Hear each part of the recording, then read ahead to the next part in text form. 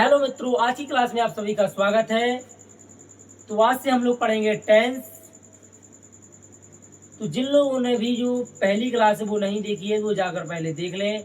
उसमें मैंने टेंस की जितनी भी बेसिक चीज़ें होती हैं कि टेंस स्टार्ट करने से पहले आपको ये चीज़ें आनी चाहिए, वो मैंने बिल्कुल बेसिक तरीके से सरल भाषा में समझाई हुई हैं। तो वो क्लास पहले आप लोग जाकर देख लें, है ना। तो मित्रों, आज पढ़ेंगे अपन प्रेजेंट इंडेफिनिट टेंस, है ना। प्रेजेंट इंडेफिनिट टेंस के बारे में कि आखिर प्रेजेंट इंडेफिनिट टेंस क्या है, वो इसके सेंटेंस कैसे बना सकते हैं, ठीक है ना। तो जैसे प्रेजेंट इंडेफिनिट टेंस में आपको दो चीज़ें याद रखनी है, पहली हेल्पिंग वर्ब और दूसरी मेन वर्ब, है ना। और तीसरी चीज़ होती है एस या ईएस का उपयोग। ये तीन चीज़ आपको समझ में आ गई तो जो इंडेफिनिट टेंस है ना प्रेजेंट का, ये आपको बहुत अच्छे तरीके से समझ में आ जाएगा, ठीक है ना। तो जैसे एक चीज़ होती है, और एक चीज़ बताऊँ दोस्तों कि मैंने बिल्कुल बेसिक क्लास में सब्जेक्ट क्या होता है, वर्ब क्या होता है, टेंस कितने प्रकार के होते हैं और टेंसों के भी टेंस कितने प्रकार के होते हैं, बिल्कुल और बिल्कुल सब चीज़ें बिल्कुल जीरो बिल्कुल बेसिक से समझाई हैं। तो इस क्लास को आप मिस मत करना, ज़रूर देख लेना, ठीक है ना। तो प्रेजेंट इंडेफिनिट टेंस, ठीक है। प्रेजेंट एंड इंडेफिनिट टेंस में क्या है दोस्तों, वर्ब की फर्स्ट फॉर्म का यूज किया जाता है। तो मैंने बताया भी था वर्ब की फर्स्ट फॉर्म क्या कहलाती है, सेकंड थर्ड फोर्थ फॉर्म क्या कहलाती है, मैंने बताया था, ठीक है ना। फिर बता देता हूँ, जिससे go first form, went second form, gone third form, going fourth form. ये होती है दोस्तों form, first form, second form, third form, fourth form, ठीक है ना। तो मैं दोबारा बता रहा हूँ, ठीक है ना। तो प्रेजेंट इंडेफिनिट में वर्ब की कौन सी फॉर्म यूज होगी, फर्स्ट फॉर्म, ठीक है ना। और हेल्पिंग वर्ब मतलब सहायक क्रिया जो टेंस को समझने में और या ढूंढने में सहायता करे, है ना। तो हेल्पिंग वर्ब कौन सी होती है, डू और डच, है ना। प्रेजेंट इंडेफिनिट में हेल्प वर्ब कौन सी यूज होती है, डू और डच, ठीक है ना। इतना आपको याद रखना है। देखते हैं, डू का उपयोग होता है प्लूरल के साथ, किसके साथ होता है, सब्जेक्ट प्लूरल हो तो डू का उपयोग प्लूरल के साथ और डच का उपयोग सिंगुलर के साथ।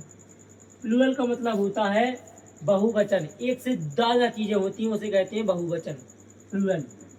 और सिंगुलर मतलब एक वचन, एक चीज। जैसे मैंने कहा डू का उपयोग प्लूरल माने आई वी दे यू, ये चीजें आपको कहीं भी दिखें सेंटेंस में सब्जेक्ट के रूप में तो आपको वहां किस चीज का यूज करना है, डू का। और यदि आपको ही सी इट नेम ये दिखें तो आपको यूज करना है डच का, है ना। तो इतना याद रखिए कि इनमें आपको कंफ्यूजन होगी, आई को क्या कहते हैं, बी को क्या कहते हैं, और बता दूं मैं, आई बी दे और यू, है ना। I we they you, he she it और नेम, ठीक है दोस्तों। तो आई को कहते हैं, आई का मतलब होता है हिंदी में मैं, ठीक है। बी का मतलब होता है हम, ठीक है, हम, हमारे, हमें, ये आप लोग नोट कर लेना। दे को कहते हैं हिंदी में, दे को कहते हैं दोस्तों हिंदी में बे, दे को हिंदी में क्या कहते हैं, बे। और यू को कहते हैं आप,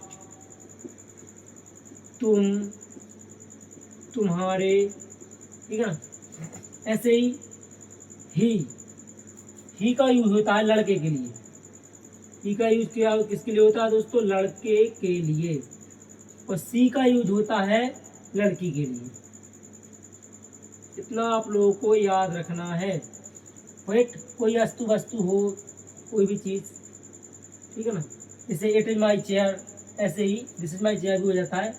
और नाम तो आप लोग जानते ही हैं, किसी व्यक्ति का नाम हो तो उसमें जैसे राम, श्याम आदि, तो मुझे उम्मीद है कि आप लोगों को ये समझ में आ गए होंगे कि आई, वी, दे, यू, ही, सी, इतने में क्या है ना, इसे हिंदी में क्या कहती है। तो आगे बढ़ते हैं मित्रों। मान लीजिए मित्रों, मैंने एक एक सेंटेंस लिख दिया, एक वाक्य लिख दिया, ठीक है। बाय स्कूल जाता है, ठीक है। तो आप लोग कैसे बताएंगे ये कौन सी टेंस का है, प्रेजेंट का है, पास्ट का है या फ्यूचर का है, प्रेजेंट में भी किसका है, इंडेफिनिट का है, कॉन्टिन्यूअस का है, परफेक्ट का है या परफेक्ट कॉन्टिन्यूअस का है। आप लोग कैसे से बताएंगे? तो मैं बताता हूँ सरल तरीका। देखो, प्रेजेंट की पहचान होती है हाँ, ठीक है। जिन वाक्यों के अंत में, हिंदी वाक्यों के अंत में है लगा हो तो वो कहलाते हैं प्रेजेंट के, ठीक है ना, प्रेजेंट के। और वाक्यों के अंत में ता हो, जैसे जाता, गाता, सोता आदि वाक्य, खाता, ऐसे वाक्य जिसमें ता आए, है ना, ता, तो उसके लिए कहते हैं इंडेफिनिट, ठीक है ना। तो ये हो गई पहचान, सीधी सी पहचान है कि जिन वाक्यों के अंत में ता है, ती है, ते हूँ आदि वाक्य आए या आदि शब्द आए तो उन्हें किस कैटेगरी में रखा जाता है? प्रेजेंट इंडेफिनिट टेंस की कैटेगरी में। इतना आप लोग याद रखेंगे, ठीक है। तो अब एक चीज और है दोस्तों, जो ये वाक्य बना है, वह स्कूल जाता है, इसको बनाने का कोई तरीका तो होगा कि आखिर इसमें पहले स्कूल को लिखना है कि जाता को लिखना है कि वह को लिखना है या है को लिखना है। इसके बनाने का कोई ना कोई तरीका तो होगा कि नहीं होगा? उसे कहते हैं स्ट्रक्चर। उसे क्या कहते हैं मित्रों? स्ट्रक्चर। तो स्ट्रक्चर देख लेते हैं। इसको बनाने से पहले आप लोगों को स्ट्रक्चर आना चाहिए, ठीक है ना। तो मैं स्ट्रक्चर बता देता हूँ कि पहले क्या क्या लगना है, ठीक है।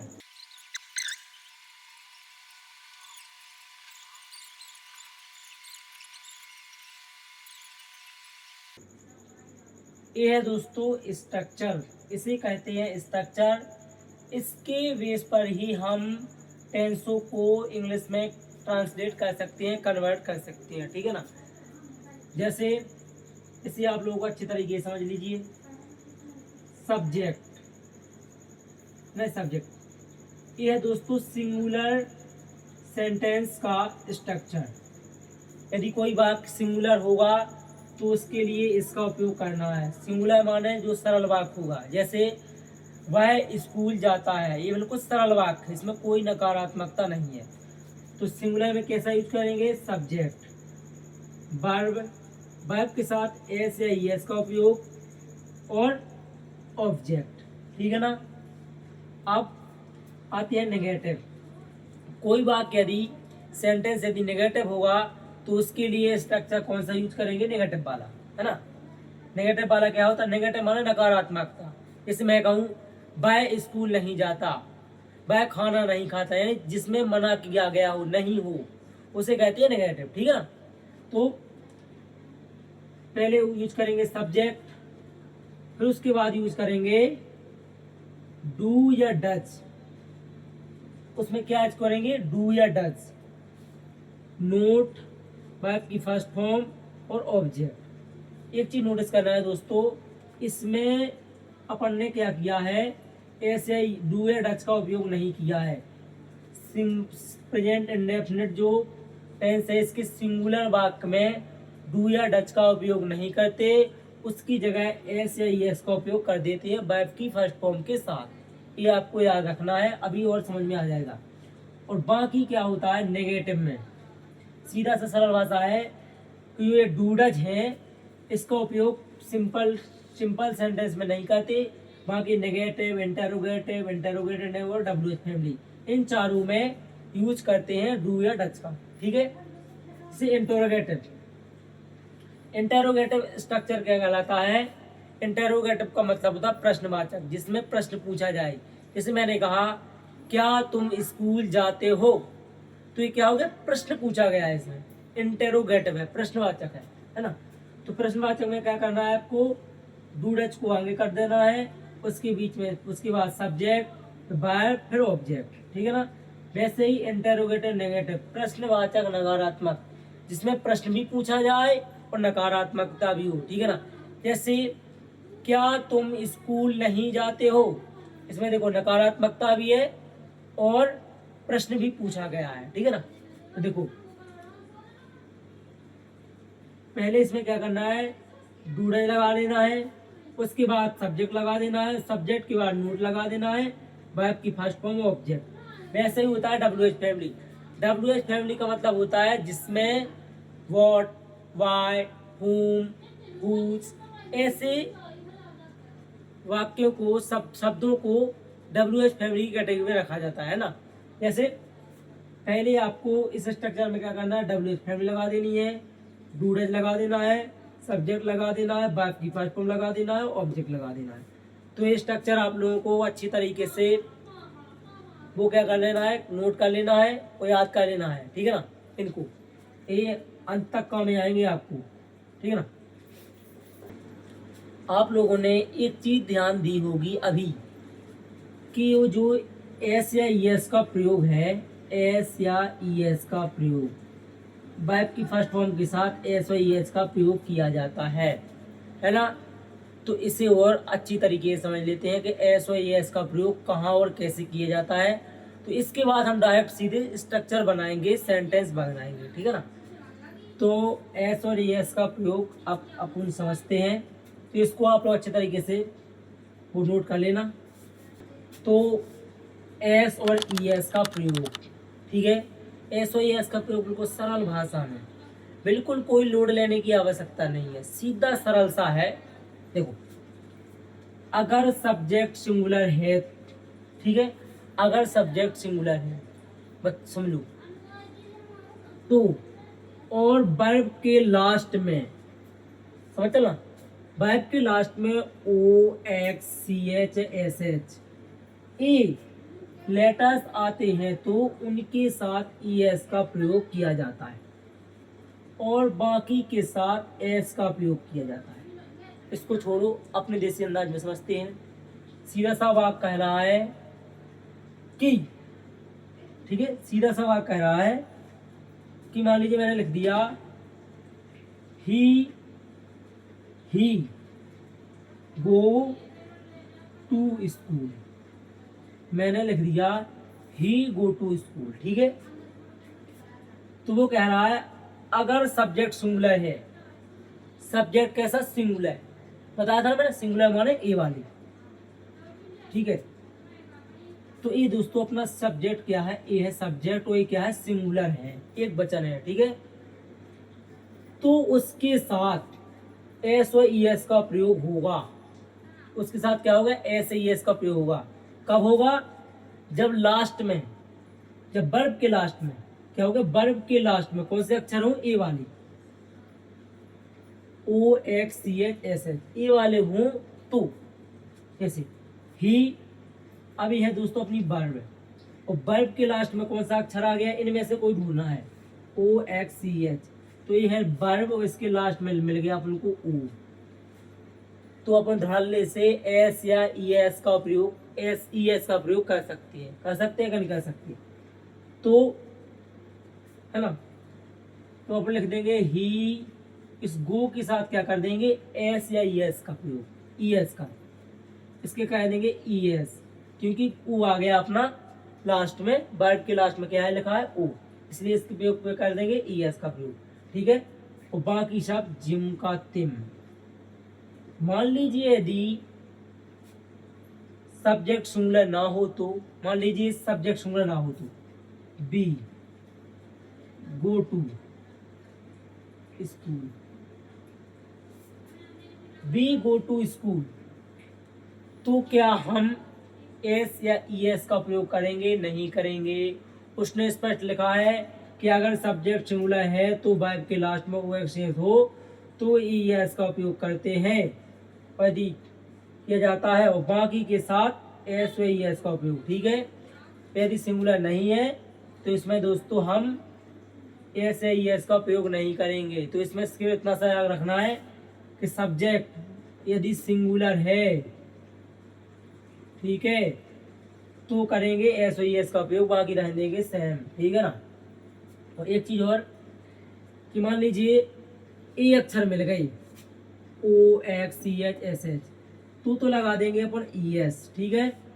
तो यदि ए ना मिला तो इनमें से कोई नहीं मिले तो किसका उपयोग करेंगे, तो करेंगे एस का उपयोग, ठीक है। यदि ये अक्षर मिल गए तो ई एस का उपयोग, नहीं मिले तो एस का उपयोग। जैसे ही प्ले क्रिकेट, ठीक है, ही प्ले क्रिकेट, ठीक है ना। तो इसमें क्या उपयोग होगा, इसमें वर्ब के साथ एस का उपयोग हो गया कि ई एस का।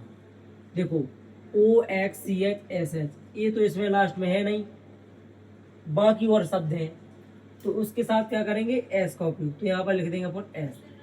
इतना आप लोगों को सरल समझ में आया हो तो लिख दो कमेंट में एस, या फिर लिख दो तुझे मिर्ची लगी तो मैं क्या करूं, ये वाले है ना। समझ में आ गए हो मित्रों। लो भाई एक बार और थोड़ा सा, O X C H S S, ठीक है। सब्जेक्ट सिंगुलर है, सब्जेक्ट क्या है मित्रों, इसका उपयोग करना है, सब्जेक्ट सिंगुलर है तो, सब्जेक्ट सिंगुलर है तो इसका प्रयोग करना है, और नहीं है तो नहीं करना है, ठीक है। O X C H S H, इसके साथ करेंगे ई एस का उपयोग। तो यदि इन शब्दों के अलावा, इन अक्षरों के अलावा, लेटर्स के अलावा कोई और अक्षर हो तो उसके साथ करेंगे, जैसे ए वी वाई, इनको छोड़कर बाकी अन्य, उसके साथ करेंगे एस का उपयोग। तो अब आया कमेंट, अब आया समझ में कि नहीं आया, तो लिख दो उलाला ऊ, उलाला ऊ, ठीक है। तो कितना क्लियर, यह स्ट्रक्चर, इनके बेस पर अपना टेंस बनाएंगे। जैसे मैंने एक बार लिखा, राम स्कूल जाता है, राम कहाँ जाता है, राम स्कूल जाता है, ठीक है, इतना क्लियर। तो इसकी पहचान क्या है, कितना है, ती है, तो ये प्रेजेंट इंडेफिनिट है। इतना तो आप लोग समझ में आने लगा है। तो देखो आप एक कौन सा टेंस है, इसके दोस्तों चारों बनाएंगे, simple, negative, interrogative, interrogative negative, WH form, ठीक है। तो इनको बनाते हैं। देखो अपन को इन स्ट्रक्चरों के आधार पर ही इनके पांचों प्रकार बनानी है, ठीक है, ठीक है ना। इसे पहला बनाना है सिंपल वाला, राम स्कूल जाता है, बिल्कुल सिंपल टेंस है, इसमें कोई नेगेटिविटी नहीं है। तो ये वाला है दोस्तों ये, तो उसको बनाते हैं, राम स्कूल जाता है। सब्जेक्ट का क्या है दोस्तों, इसमें राम, सब्जेक्ट मतलब काम करने वाला है, कर्ता, जो काम करता है उसे कहते हैं सब्जेक्ट, ठीक है। काम कौन कर रहा है, राम, ठीक है। तो राम क्या है, सब्जेक्ट, अपना सब्जेक्ट क्या है दोस्तों, राम, सब्जेक्ट हो गया राम। अब देख रहा है वर्ब, वर्ब क्या है दोस्तों, जाना, है ना। और ऑब्जेक्ट क्या है अपना, स्कूल, ठीक है, इतना क्लियर। तो अब इनके आधार पर अपन लिख देंगे। देखो सब्जेक्ट लिखेंगे पहले, सब्जेक्ट क्या है, राम, तो लिख देंगे भाई राम, ठीक है। अब क्या है भाई, वर्ब, वर्ब क्या होती है दोस्तों, जाना या जाता। तो जाना या जाता, वो जाने को क्या कहते हैं, गो, क्या कहते हैं दोस्तों, गो, ठीक है ना, जाने को क्या कहते हैं, गो। वर्ब के फर्स्ट फॉर्म के साथ किसका उपयोग होना है, एस या ई एस का उपयोग।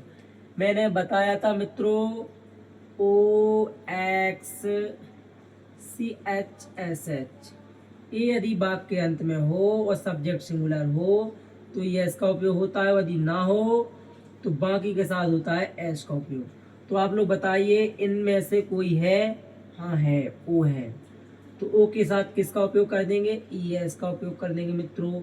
कब करेंगे, जब सब्जेक्ट सिंगुलर हो। तो देखो राम क्या है, सिंगुलर है, तो इसीलिए अपन ने इसका यूज कर दिया, ठीक है, ई एस का। तो राम गोज टू। अब क्या बचा दोस्तों, अपना ऑब्जेक्ट, क्या बचा, ऑब्जेक्ट, ऑब्जेक्ट क्या है, स्कूल। तो लिख देंगे मित्रों स्कूल। ठीक है ना, इतना क्लियर। अब बनाते हैं इनके चारों। सिंपल बन गया अपना। अब बनाएंगे दोस्तों नेगेटिव। तो नेगेटिव होता है राम, नेगेटिव वाला बनाएंगे। राम स्कूल नहीं जाता है। राम स्कूल नहीं जाता है भाई। तो अब बनाएंगे इसका। पहले लिखो सब्जेक्ट। सब्जेक्ट क्या है अपना? ए। सब्जेक्ट है राम, तो लिख देंगे मित्रों राम। अब क्या चाहिए अपना? डूडज चाहिए। बताया था मैंने, सिंपल में लगता है ऐसा ही, इस बाकी सब में डूडज का उपयोग होता है नीचे। तो राम, राम। अब लगेगा भाई डू या डज। तो डू लगना है या डज? तो यहाँ देख लो दोस्तों, राम क्या है? एक नाम है किसी का। नाम मतलब ए, नाम मैंने बताया था नेम। तो यहाँ पर दोस्तों डज लगेगा, क्योंकि किसी का नाम है। ना तो आई है, ना बी है, ना दे हुए, ना यूएस। मतलब बहुवचन तो है नहीं, प्लूरल तो है नहीं, सिंगुलर है, यानी कि डज का उपयोग होगा, है ना, क्योंकि ही सी इट नेम, नाम है किसी का। तो लिख देंगे यहाँ पर डज, राम डज। ठीक है। अब क्या लिख देंगे? नोट। ठीक है। अब क्या लिखेंगे मित्रों? वर्ब। वर्ब क्या थी अपनी बताओ? वर्ब क्या थी? जाना। तो Ram does not go to. इसमें दोस्तों ईएस का उपयोग नहीं करना है, ध्यान रखना है। कई बार क्या होता है कि जिन का तमें ईएस लगा देते हैं, ईएस इसको हटा देना। जब नेगेटिव बनाए आप यहाँ से नीचे आए तो ऐसे ईएस का उपयोग नहीं करना है, ठीक है ना। तो Ram does not go to, object क्या है अपना? स्कूल। तो लिख देंगे जहां का तहां स्कूल। अब बनाएंगे मित्रों इंटेरोगेटिव, प्रश्नवाचक का। क्या राम स्कूल जाता है? लिखेंगे दोस्तों, क्या राम स्कूल जाता है? क्या राम स्कूल जाता है? हाँ जाता है। तो प्रश्नवाचक वाला बनाएंगे। तो पहले इसमें लिखेंगे डू या डच का उपयोग। डू, इसमें किसका उपयोग हो रहा है? डच का। तो बिंदास अपन लिख देंगे भाई डज, DOES, डज। और डज के बाद भाई आना है सब्जेक्ट। सब्जेक्ट क्या है भाई? राम है जी। तो लिख देंगे भाई Ram, does Ram. Subject but गया। अब आ जाएंगी वर्ब। वर्ब क्या है भाई इसमें? जाना। तो गो है, देखो वर्ब अपनी, और फिर टू। तो डज राम गो टू, और ऑब्जेक्ट क्या है? स्कूल। तो लिख देंगे भाई यो स्कूल। इतना क्लियर। अब बनाएंगे दोस्तों इंटेरोगेटिव नेगेटिव वाला। क्या राम स्कूल नहीं जाता है? तो बनाएंगे क्या राम स्कूल नहीं जाता है। ठीक है। क्या राम स्कूल नहीं जाता है? तो बनाएंगे अब ये वाली बनाएंगे।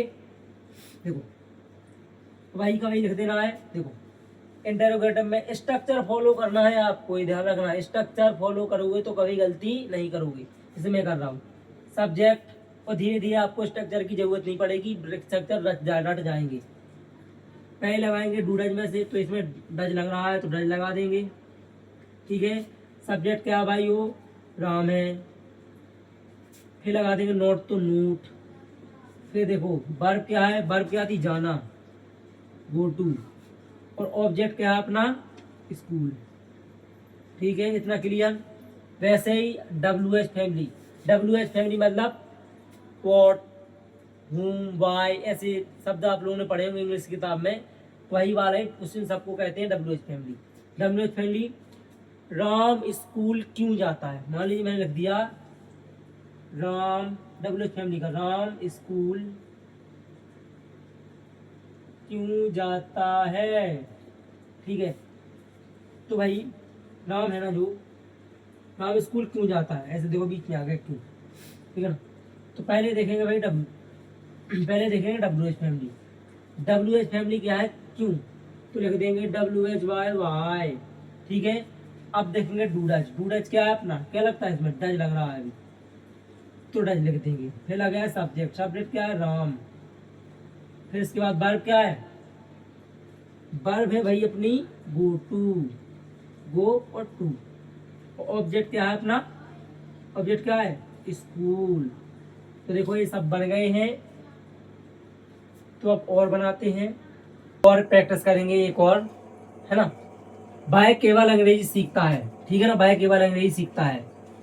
तो एक चारों प्रकार बनाएंगे, ठीक है, क्योंकि आप लोगों को कोई मैं रैंडम सेंटेंस दूं उसके चारों प्रकार बनानी है ना, ताकि ये स्ट्रक्चर आपको रट जाए अच्छे तरीके से।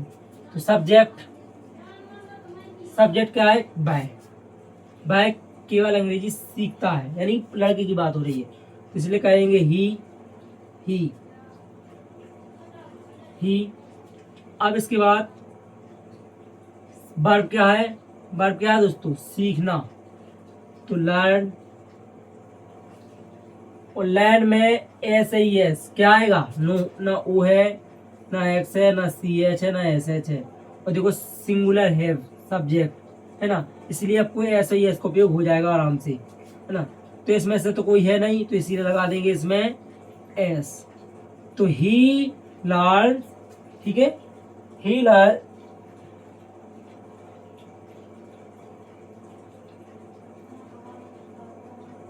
ठीक है, तो लगा देंगे लर्न, लर्न माना होता है सीखना, ठीक है, ही लर्न। फिर इसके बाद लाएंगे क्या सीखती है ऑब्जेक्ट, ऑब्जेक्ट क्या है केवल अंग्रेजी, तो he learn only English, only English. वैसे ही बनाएंगे अब नेगेटिव में। तो पहले लिखेंगे दोस्तों सब्जेक्ट, सब्जेक्ट क्या है ही, फिर डू या डच। अब इसमें दोस्तों डू लगेगा डच लगेगा, ही है दोस्तों इसमें, इसीलिए लग जाएगा डच। तो ही डच नोट, वर्ब की फर्स्ट फॉर्म क्या लर्न, ठीक है, और ऑब्जेक्ट क्या है ओनली इंग्लिश, ठीक है।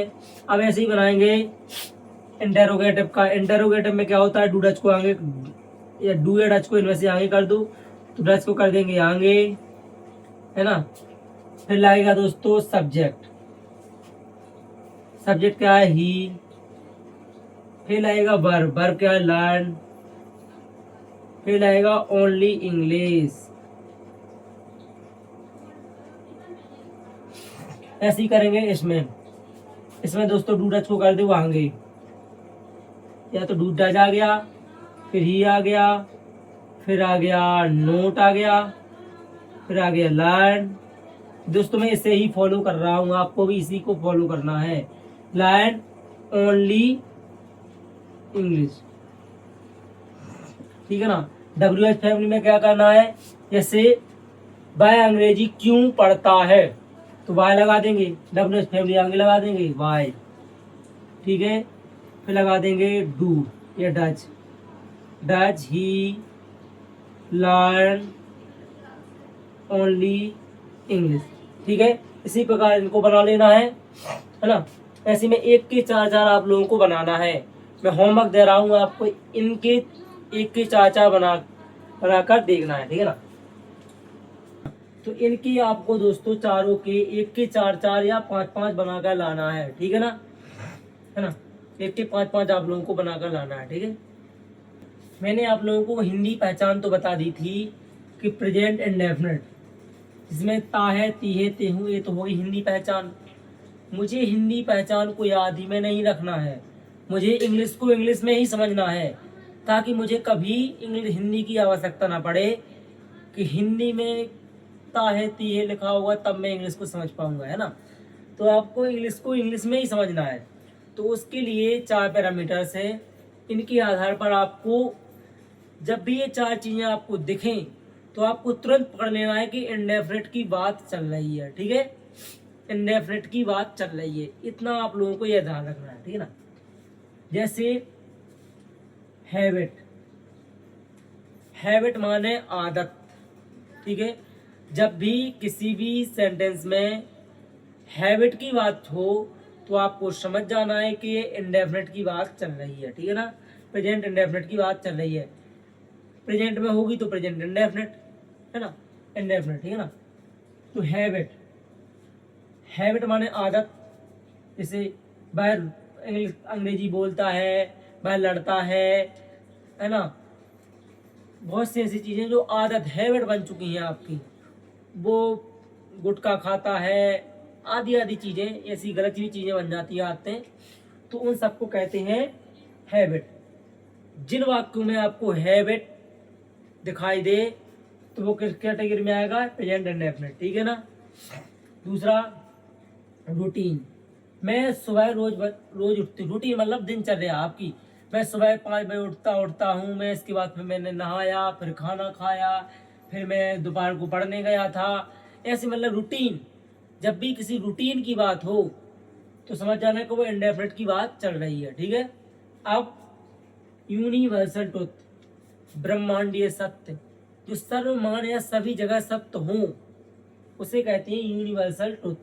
जैसे सूर्य पूर्व से उदय होता है, तो चाहे कहीं किसी भी देश में चले जाओ, कहीं भी चले जाओ, सूर्य पूर्व से ही उदय होता है ना। ऐसा तो है नहीं कि पश्चिम से उदय होने लगे, सूर्य तो पूर्व से उदय होगा ना।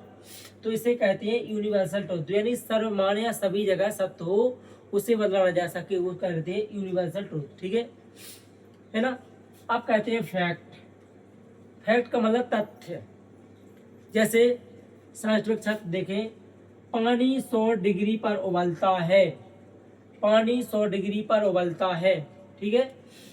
तो ये क्या है, फैक्ट ही तो है, साइंटिफिक फैक्ट। जैसे हिस्टोरिकल फैक्ट कहें, हमारा देश 1947 में आज़ाद हुआ था, ठीक है, तो ये हिस्टोरिकल फैक्ट हो गया।